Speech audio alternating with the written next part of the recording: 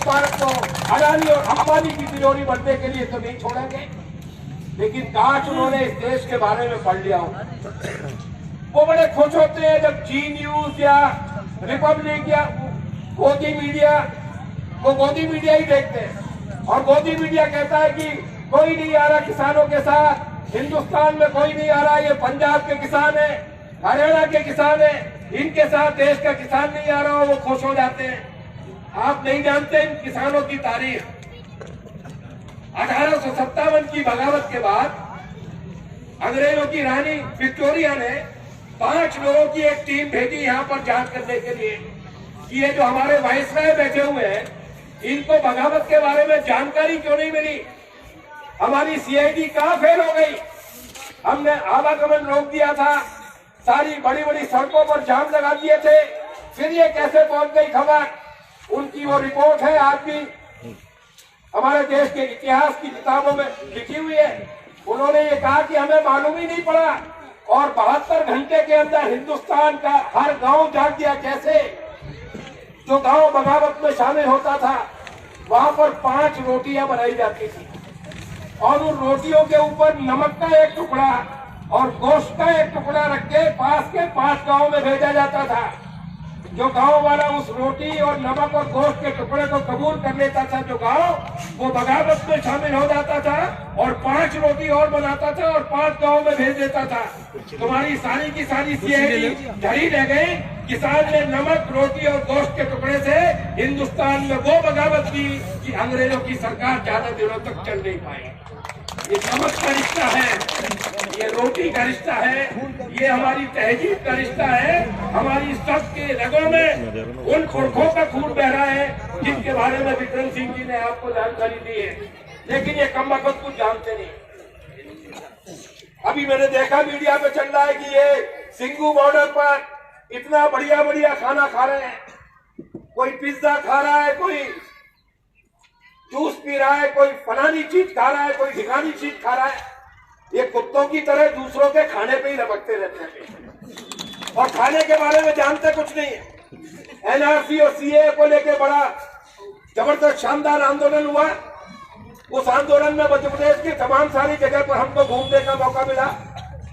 हमने कहा कि जिंदगी में जियारत तो कभी कर नहीं पाएंगे, इस संघर्ष में जाना ही जियारत से ज्यादा बड़ा कोई काम नहीं है।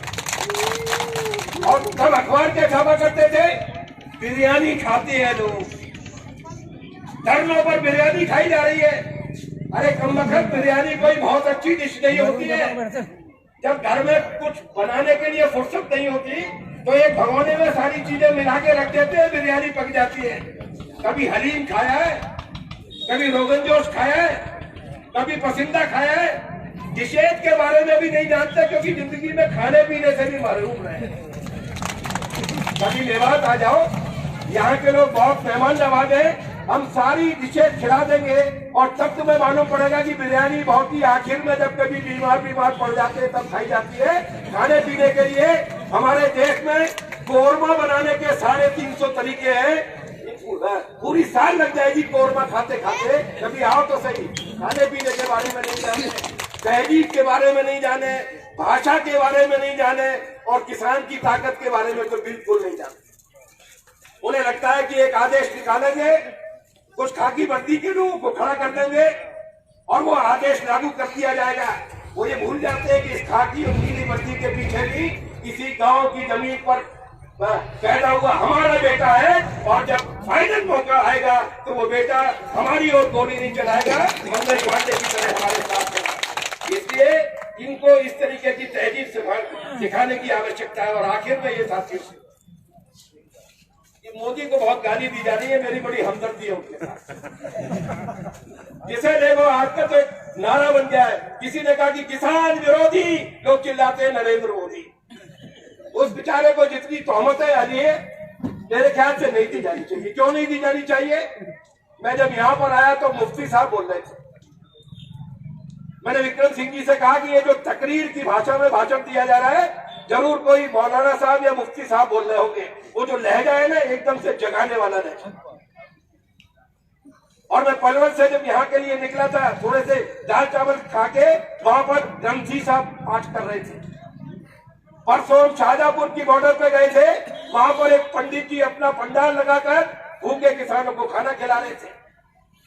आप गाजीपुर पर जाएंगे तो वहां पर आपको एक क्रिश्चियंस का कैंप मिल जाएगा, जहां पर पादरी साहब लोगों में गोलियां बांट रहे हैं।